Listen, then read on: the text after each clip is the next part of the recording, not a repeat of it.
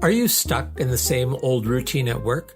Do you find yourself hitting a creative wall, unable to see beyond your current perspective? It's time to break free and unlock the power of fresh perspectives. David Gouthro, I'm back again with another exciting episode of Discover Fresh Perspectives. Today, we're going to discover some with my guest, Martina Kelades. Welcome, Martina. Hello, my friend David. How are you? I'm very well, thank you. People aren't supposed to know that we're friends. Like this is supposed to be just a neutral. It's like you're a raving reporter. No, I'm just kidding. That's right. Just kidding. Hello, David. We're friends. We're How friends. are We're on you? opposite coasts. Martina, where are you currently situated? That's right. I am in Halifax, Ooh, and Nova Scotia, the Nova beautiful Scotia. Nova Scotia. And might I add, the best coast. You could, and I'm in Vancouver, which is the rest of the coast, or the resting coast, or something like that. So, Martina, we were trying to figure out, what we might talk about today. What are you passionate about? What's important to you? And you used some words like rest, surrender, not so much, you didn't use the word peace, but looking after yourself and things like that. So we can talk about that. But I think what might be helpful is for people to know a little bit about what your world is like and why this has become so important to you. So can you just tell us a little bit about your real name and what you really do? Now, what the nature of your work is and your pace. And so why the topic we've chosen to explore today is so important to you. That is a very great question. The nature of your work and pace. And I can honestly say this has been a guiding me throughout my entire career. Previously, when I was working in employability skill training as a life skills facilitator, I was constantly doing. I was doing. I was constantly serving. That career actually ended in burnout. And I mean, I'm giving you the real Coles Notes version Yeah. here. That ended in burnout, and I decided to start a business in mental health promotion, Mm. facilitation, training, speaking, the whole works. So I started that back in 2020, and I really wanted to take my experiences from burnout, the life lessons, the support that I received from my CEO and manager, and use that as an opportunity to support leaders in the business community and hold these safe spaces for sometimes difficult conversations in the workforce. So, as you can imagine, and I know you're quite familiar with, working for yourself doesn't necessarily come with a strict schedule. Like, we're not reporting to certain people, except for our clients, of course. Mm. But our day to day is often quite different, right? So when I started in 2020, we know what happened, that thing. I felt like the world was falling apart. I was in a burnout recovery state, still working on my well-being, my wellness, and also trying to navigate, how do I do this thing called entrepreneurship? How do I start a business? How do I work in the business, on the business? That what does that even look like? And so even starting that journey, it was filled with a lot of doing. I was doing externally in community, but I was also doing internally with my work, trying to do all the things essentially. And I've come to discover, especially over the last year or so, you mentioned the word surrender earlier in your introduction. I decided over the last few years not to have a New Year's resolution. I prefer to choose a word that really resonates and aligns with my spirit, where I'm going, and use that as a guiding light throughout the year, as an intention to really focus on. So surrender, I knew surrender was my word, like, back in the fall. I knew, okay, 2025 is gonna be the year of surrender. I was really looking forward to what that means. How will I explore that? How will that come to me? And, the very first lesson that I am still learning 8 months into this year is that surrender requires rest. It requires letting go, releasing, and being still. And these are all things that I've had an awareness, an acute awareness around, especially like through my therapeutic work with burnout and just trying to work through some mental health challenges that I had at the time. But being still was still so hard. I still grapple with it. And it, yeah, So, unfortunately, my mind goes way faster than it should, and so different things occur to me that may may explore out of sequence. I'm interested, though. You use the term surrender, and I'm curious for our listeners and for myself how surrender is different from giving up, from quitting, from withdrawing, because it feels different. And I don't know if it does to you, but if you could say a little bit more that what you mean when you say surrender. surrender for me. Okay, so another piece that I didn't add is that I came back to my faith. I had to reconcile a lot of areas within my own wellness that required like mental health, emotional health, physical health. Well, what I realized was missing the whole time was my spiritual health. And so, I came back to my faith. I am a Christian. And for me, surrender is rooted in accepted and trust. And it's trusting in God that He holds the bigger picture of my life, and that, yes, I am required to do so much, but at the end of the day, I am not designed and created to labor and toil as much as I was doing. I was working way too hard, and I was taking everything within my own hands. I was I thought I had control, but I was controlling so many different pieces in my life that just further exhausted me. And so when surrender became my word, I realized that God was teaching me that I wasn't to take on all of this. I'm not created to do that.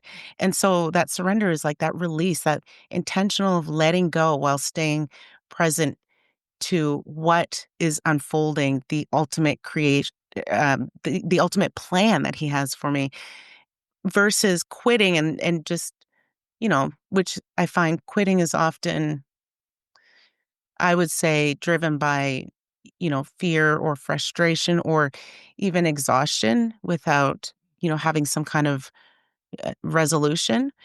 And so for me, it's the surrender is, that intentional. I need to let this down, let this go, lay it down, be still, listen, allow my spirit to really connect and align with a greater plan and purpose for my life.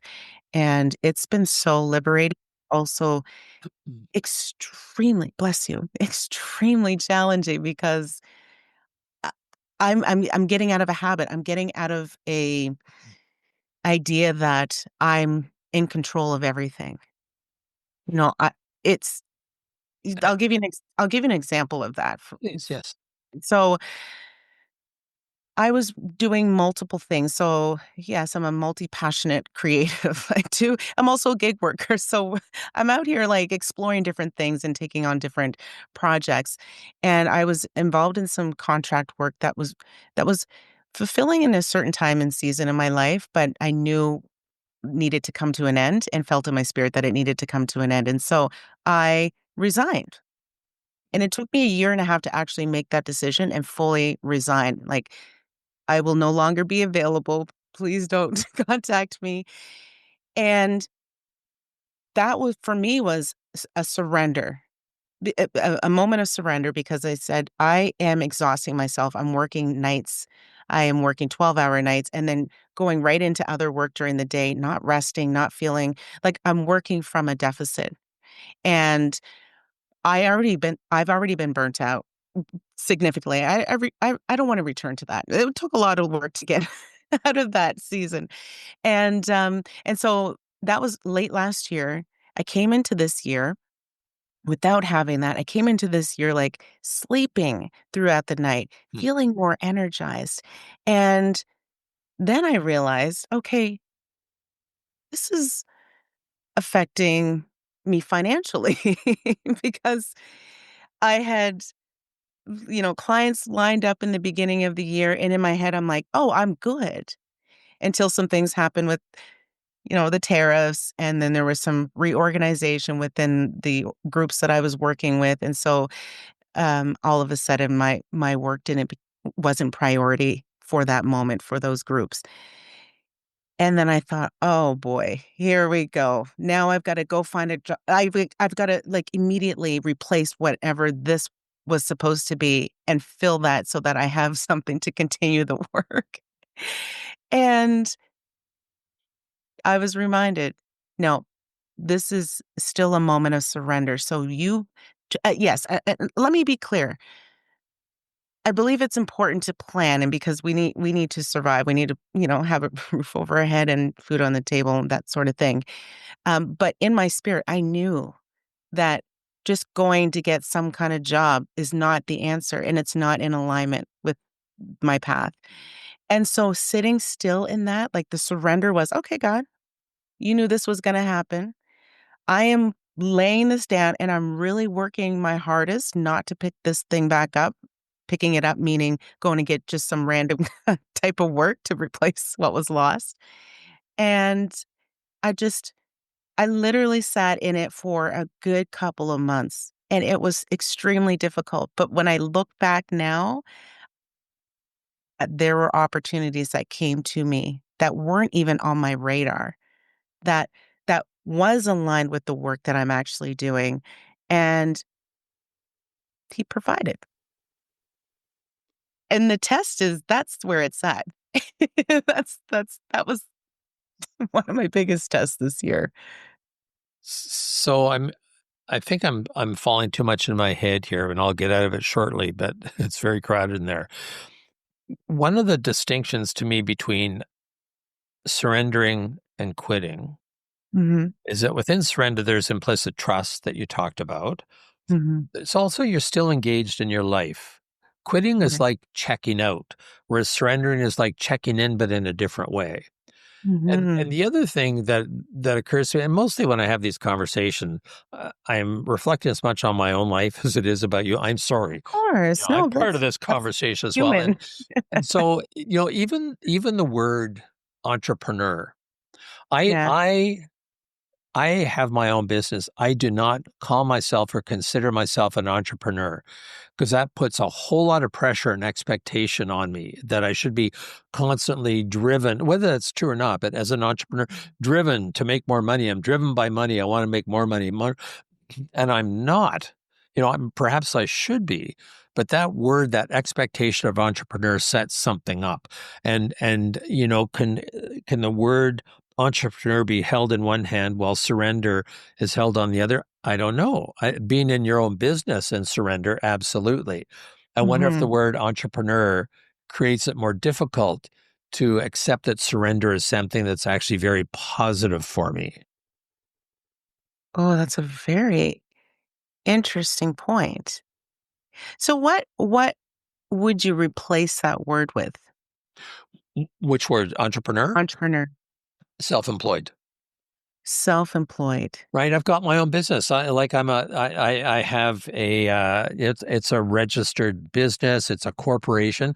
It's a corporation. How many people are in your corporation? That'll be one. Thank you so much for I asking. am the Right? CEO. Yeah, exactly. But it's more a legal entity than anything. But Mm. and maybe some people might say I'm an entrepreneur because I have my own business in 1988. I'm still here and still eating, maybe more than I should, in fact. But I don't consider myself being entrepreneurial. I don't have the entrepreneurial spirit. I'm not driven by that. That makes That sense. Yeah, no, that's a very interesting point that you say that because I think I prefer the opposite. I prefer entrepreneur because to me it has this attachment of a creative. And yeah, self-employed. And maybe that's not the term. I have my own, like, I don't, N no, no. but I mean, it's different for all of us. Here's the thing, when when you work for yourself, I've discovered that you can actually you could call yourself whatever you like. right, Well, exactly. and matter of fact, I when people ask what you do, I say I'm a professional storyteller.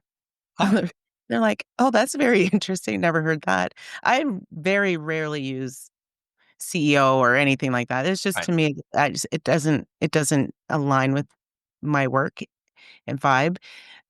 If I have to have a title for a document or something, I would say founder. Yeah.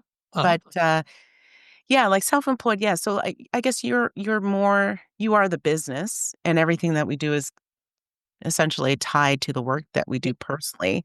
Whereas with an entrepreneur, I find like we build and run that business that I guess could essentially operate beyond you. So maybe like if you're looking at, employing people, maybe that's I don't know. And as I think about it, I haven't thought about before, obviously, the way I'm struggling with Not this, but neither I have don't, I. I, it's a good thing we're having this conversation. I hope those that are listening are starting to think about it as well. That I think I tend to say I have my own business as opposed Yeah, to being yeah, self-employed. yeah, Self-employed is kind of like, well, I couldn't really get a job, so I'm just doing whatever. But I have my own business because it is a business. yeah, But that's right. I'm not driven. My objective is to have enough, Mhm, not to have as much as possible. And I mhm, think, just to diverge for a sec, I think, many of the issues that we have in our world are, people who want to get as much as possible, even if it's more they mhm. could possibly need. Yeah, How, is just to have enough. It's sustainable. Like, enough is different for everyone. Maybe enough means that they have a 60-foot yacht. I don't know. But for me, it's about having a roof over my head, being able to eat, being that, that my family is financially secure. And I'd be happy with that. I would not work twice as hard to have twice as much money, twice as much revenue, and all those kinds of things. right. If other people want to, that cool, not for me to judge. Just, you know, I don't strive for that. Yeah, that's another interesting point too, because when I think about, okay, what would the ideal number be? And I still really don't even know. What I do know is that I would love to have, a certain number of speaking gigs and opportunities throughout the year, and it's not even a massive number, and also have a couple of shows that I potentially could have a reoccurring appearance on in the year. Like I tell people like if I could be a D-list actor and speak at a few conferences in a year, like I would be set. And I'm also not, I look at wealth. I'm starting to look at wealth differently because I think that was also what led to my burnout before was like chasing, striving to make more and more and more money. And, there was a period of time I made quite a bit of money. I was in a two-income, household at the time because I was in a partnership, and we made really great money. But at the end of the day, I look back and I said, "You just spent more money." Like, I didn't steward the resources, and the gifts that God gave me in a way that not just served myself, but also served others, and that's ultimately what I wanna do, is I wanna have enough, yes, to not struggle, of course, but I also wanna have enough to be able to serve and give and lend to others. Lend as in, this is this is a this is an offering. Um, I'm not expecting it back, and so I'm looking at what prosperity looks like from a different lens. Mm.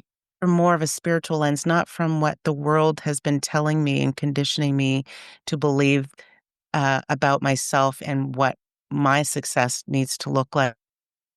So different. I wanna be, like, prosperous in my health so that I can continue, doing the work and showing up. In love, I wanna be prosperous. I wanna be, you know I wanna overflow with love and community and my family and relationships. So,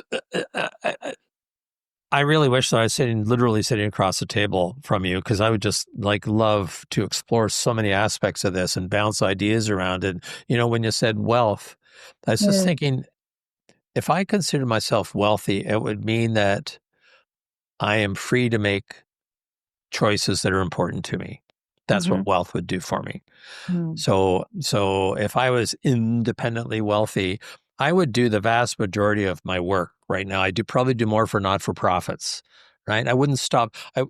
If I was wealthy, it wouldn't be okay, I'm going to stop work. If I was wealthy, I can contribute in so many different ways now without having all this stuff in the background about, I have to do an invoice and all that other kind of stuff that's important but Mhm. not valuable. Mhm. Yeah. That's it. And so, like, this journey around rest, because I think I I've been able to explore this from a deeper level because of the moments of stillness where I just allow my soul to just be s be in this present space and not thinking about the to-do list, because there's always gonna be something to do. Shutting off the noise and the distractions. What does that look like? So, before I would have the radio on. Sometimes you know better, you just don't do better. That's okay.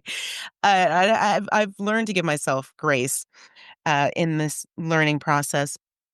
But I used to have, like, music or the radio on, and news constantly, like, news cycles in the morning, in the afternoon. Like, this became part of my workday, and I've to be informed of what's happening in our world. I had to shut it off for a bit because I needed that peace of mind. And I was finding myself getting a bit anxious around, okay, all of this is happening in this, let's say, this economic landscape. What does that mean for my business? Oh, am I going to lose more clients? And then I spiral into, okay, what is my plan B? Like, stop. Tell myself, stop. Sit and be still and meditate and pray about it. Ultimately, this can sometimes act as distraction, and I'm not saying that what is happening is not reality, because I know that it is, but it's coming back to self, and allowing myself to control the peace within my environment and atmosphere that I need in order to not spiral into chaos.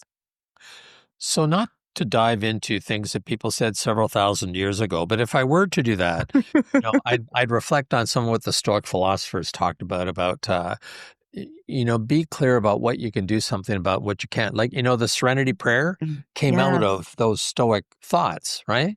Grant me the serenity to Mm. accept the things I cannot change, the courage to change the things I can, the wisdom to know the difference. Don't ask me to repeat that quickly 10 times. But that notion is, So a good. lot evolved from some of the Stoic philosophers. I know that I actually have a coin in my pocket that I carry with me all the time now. And it says, I'll try to paraphrase it, something along the lines of he who is anxious before it is necessary is more anxious than is necessary. Mm. Right. And so, I think Mhm. about all the things that are going south of the border, and if you can be informed and just have it that level instead of going deep into your psyche and sense of that. Mhm. Because I can't do anything. There's nothing that I can think I would do differently as a result of what a certain someone who shall not be named. I know it's not Voldemort, but is, south of the border. I can't do anything about that other than worry, which is a totally useless emotion. It's just like it's totally draining. If I could prepare, that would be one thing, but I can't. So, Mm. how much time do I want to give that rather than walking in nature or talking to friends or things like that? That's certainly not going to improve my sense of well-being. And given the choice, I'd rather have a sense of well-being than a sense of ill-being. It's too many Mhm. things I can do to myself to drag me down into that. But Mm. so what are some of the things that you do? Like you've talked about being still, which is a great concept. Sometimes people have different impressions of what that is, Mhm. to meditate, to pray. So tell me more about the discipline that you've managed to instill in yourself over the last little while that's really given you that sense of peace and serenity and enabled you to feel that sense of surrender. What do you actually do? Yeah, it's interesting because my word for 2024 was peace. Mm, So it's funny how, the words over the years are all just adding to this journey, and they're all woven in together. So when I started this practice of, removing things that are not peaceful within my environment, that was one of the first things that I stopped doing was, waking up, my alarm would go off and immediately I would turn on the news. No, we don't do that anymore because instantly I'm hearing what's happening globally and I'm hearing what's happening within my community. So I said, no, we need a new practice when we wake up. So first thing I do when I wake up is I thank God. Thank you, God, for waking me up today. It's mm, just reciting this. Thank you for the air in my lungs. Thank you for whatever you're bringing to me in this day. Just waking up with gratitude and praise for being here.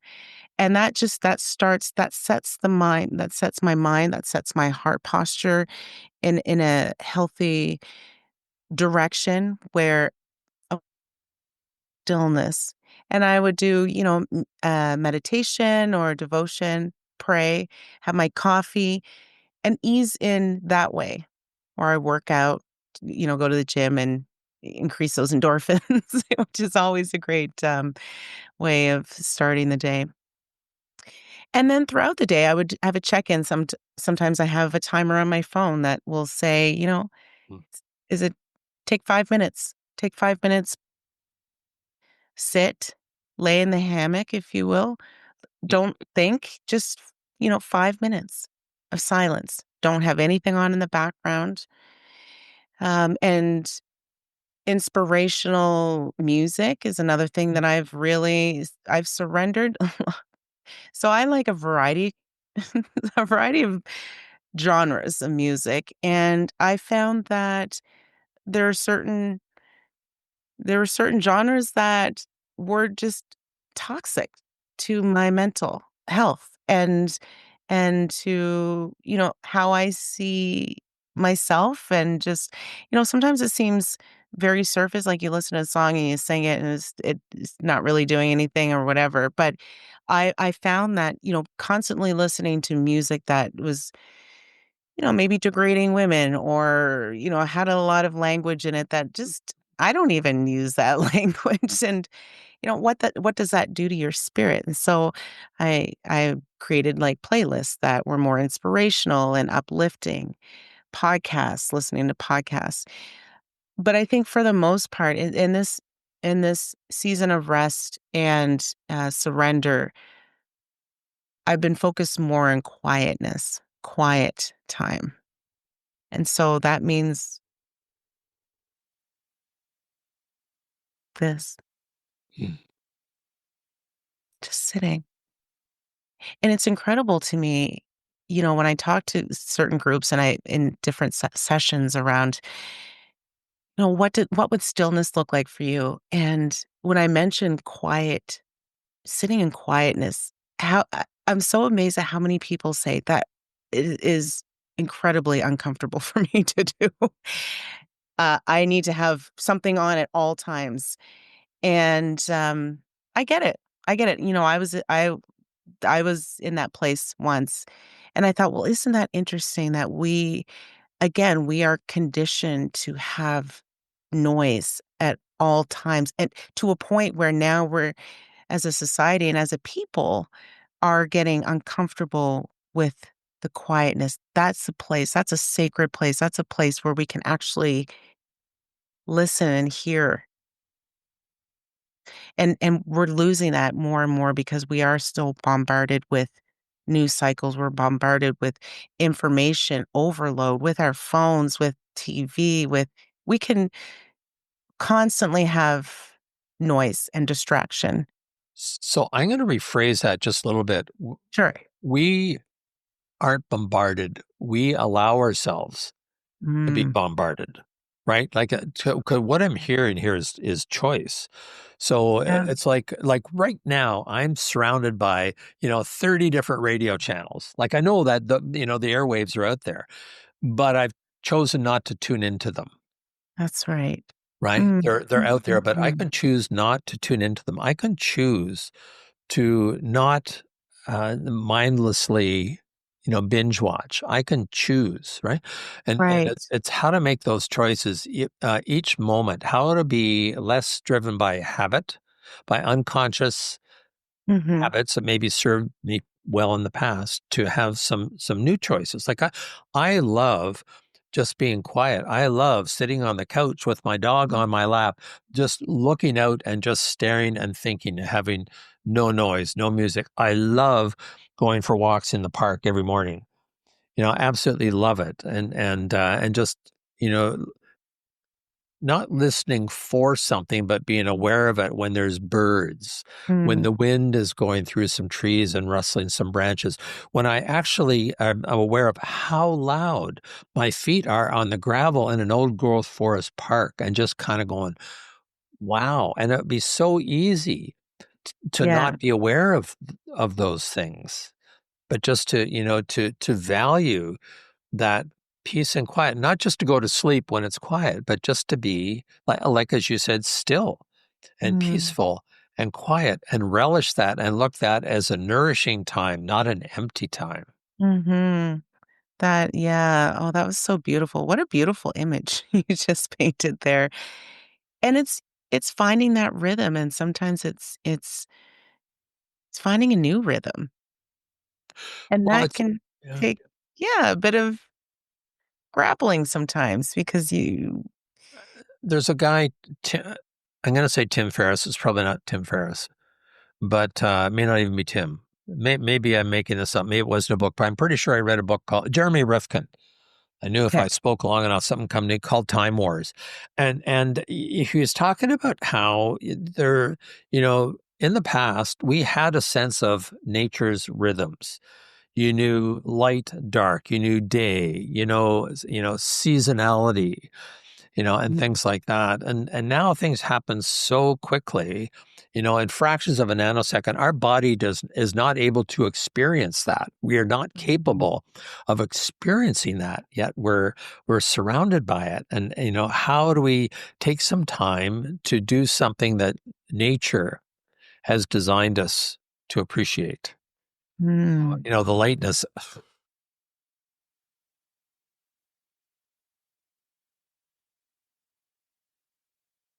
I'm just thinking about how hard it is. So maybe I'm a little emotional here, but mm, to stay present with with what's, I mean, it's all real, but nature, to stay connected to the earth, to stay connected to who we are as human beings. I mean, I love technology as much as the next person, but my gosh, I love being totally absent from it. And I'm just thinking about how I don't take enough time to do that, as important as I tell myself it is to do.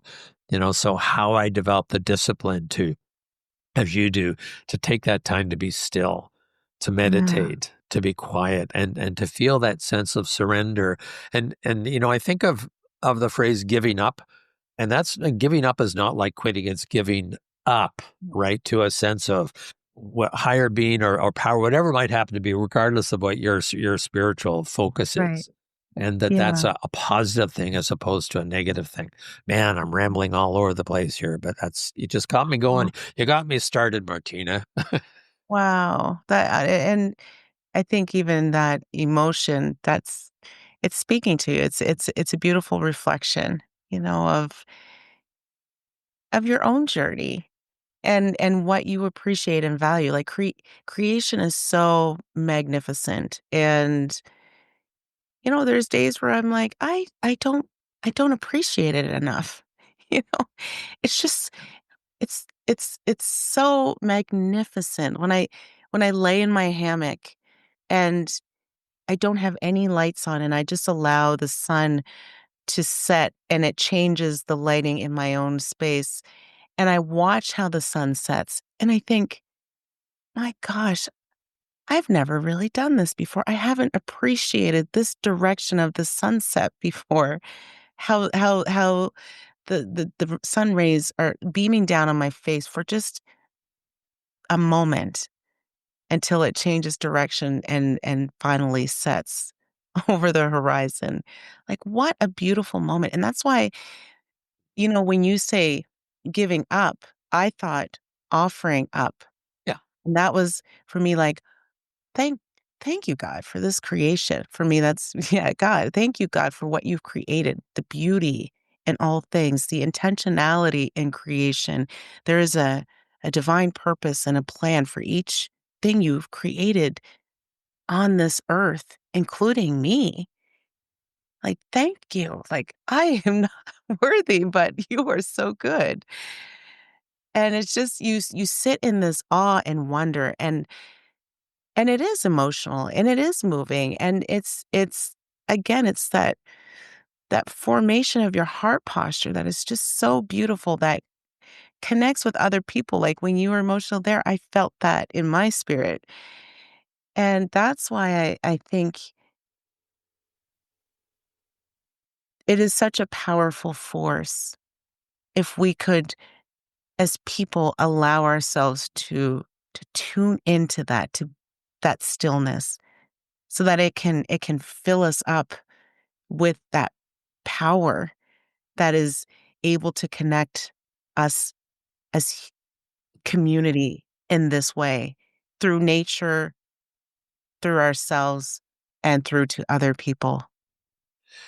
So I'm just, reflecting back to something that you said, earlier. You decide to pause and step aside. Am I going to have enough work? All these other kinds of things that come into play. Mhm. And the metaphor that I thought of is, getting off the merry-go-round, and you can't wait for the merry-go-round to stop to get off it. Which means when you get off the merry-go-round, you're still going really, really fast. But then you have an ability to slow down and be in control of your own destiny. As long as you're on the merry-go-round, or you don't realize you're on the merry-go-round, you've got no ability to do Mm-mm. that. Right? It's Right. like, what's the merry-go-round? What am I in the midst of, and how do I step off that? In spite of the consequences that are unpredictable, right? I can have some Right. fear around that. But then Mhm. do I trust my own? You could trust God. I could trust my own ability and confidence to respond whatever happens. But that trust that I will be okay, Mhm. when I get off this merry-go-round, instead of how do I go faster on the same merry-go-round that everyone else is on, and that sense of competition, right? It's just Right. And oftentimes it's a trust of my own ability, yeah. you know? Like today, for example, as I mentioned earlier, it turned out to be a full day. The last 2 days have been unexpectedly chaotic.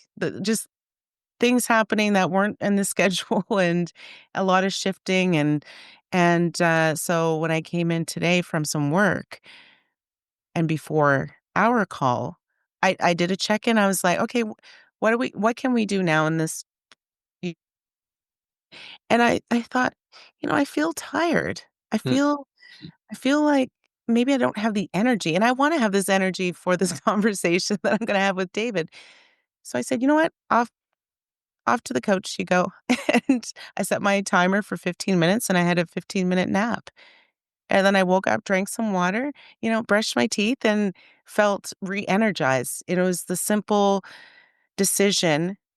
I mean, simple enough that, okay, it's not gonna require a whole lot of time, and it's not really gonna be that disruptive in my day, and it will do the world of good for you. 'Cause I've done this many times, as opposed to pushing through, doing something kind of not even fully in it because I'm feeling exhausted mentally. Maybe I'm not there all the way, but, yeah, so it's just making that decision, like, off this merry-go-round you go, and go sit down on the couch and have a little nap.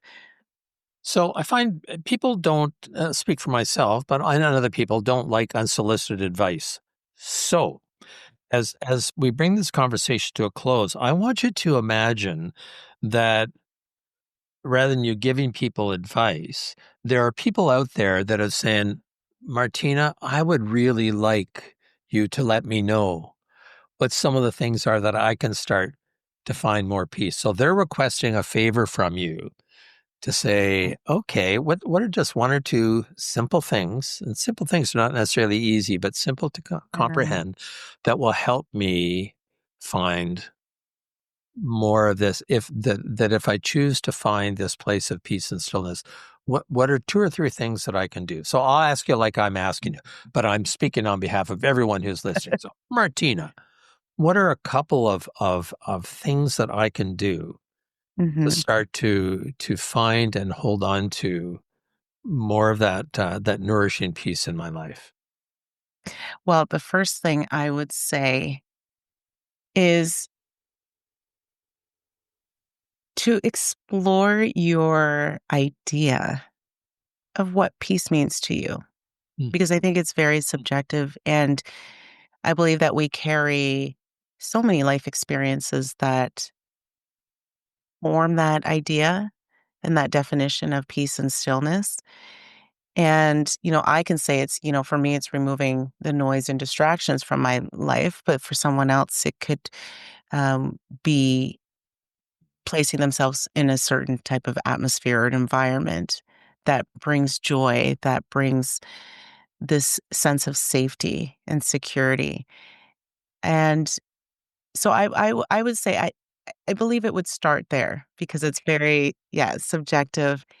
And also finding creating rhythms, whether it's, taking a few moments in your day to take slow, deep breaths, to react or to activate that parasympathetic nervous system that signals to our body that when when we're in a state of maybe not even knowing that we're anxious or there's a lot happening or there's a lot of demands or pressures on us, sometimes it's just mm, taking that slow, deep breath. You can do it anywhere, anytime. mhm, And just, I like to just notice, what I see, what I feel, what I hear, what I smell. And sometimes I just don't want to do anything. It's just being present in, I'm not looking for anything like you said before. I'm here. I'm here in my body. I'm breathing.